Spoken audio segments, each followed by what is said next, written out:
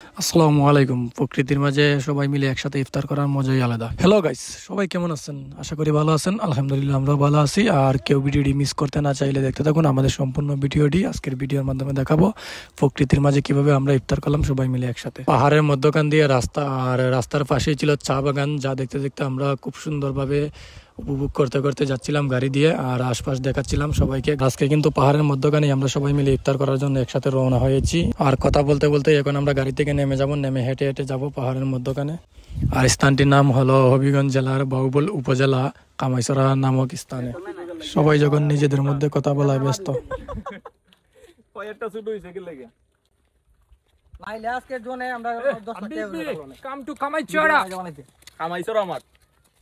এই যে দেখো, এই যে দেখো সবাই পাতলা পাতলা জিনিস।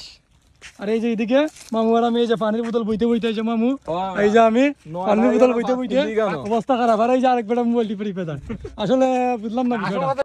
অবশেষে চলে আসলাম আমাদের গন্তব্য স্থানে। আর এই যে দেখতেই পাচ্ছেন খুব সুন্দর একটি জায়গা। আশেপাশে খুব ভালো করে খেয়াল করেন, যা দেখার মতন আছে অনেক কিছুই। আপনারা দেখলে হয়তো প্রেমে পড়ে যাবেন এই প্রকৃতির। আমরা সবাই কিন্তু এই প্রকৃতির প্রেমে পড়েই এই প্রকৃতির মধ্যখানে সবাই মিলে একসাথে ইফতার করার আয়োজন করেছি। আর এই পাহাড়ের মধ্যে আশেপাশে কোথাও পানি নেই, যার জন্য আমরা বাজার থেকে পানি নিয়ে আসছিলাম একটা পলিতে করে, যা দিয়ে এই সাহেব ভাই উজু করতেছেন।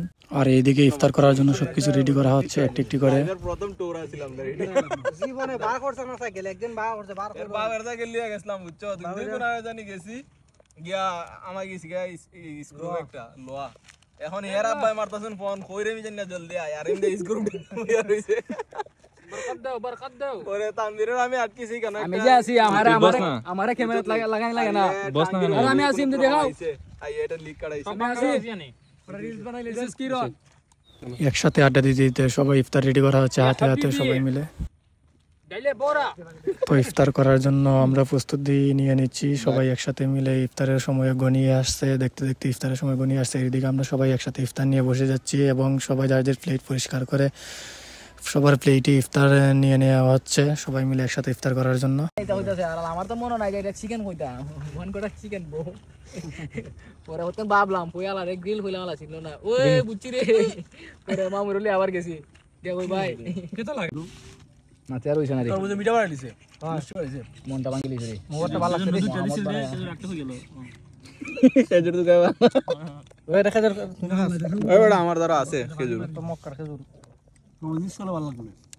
তো ইফতার শেষে, নামাজ শেষে আমাদের যে অবশিষ্ট বর্জ্যগুলো ছিল সেগুলো আমরা সবাই মিলে একসাথে জ্বালিয়ে ফুরিয়ে একদম ছাই করে দিয়েছি, যাতে পরিবেশ নষ্ট না হয়। আপনারা যারা প্রকৃতির মাঝে ইফতার করেন চেষ্টা করবেন এভাবেই করার জন্য, যাতে পরিবেশটা নষ্ট না হয়। সবাই ভালো থাকেন, সুস্থ থাকেন। আজকের মতন বিদায় নিচ্ছি।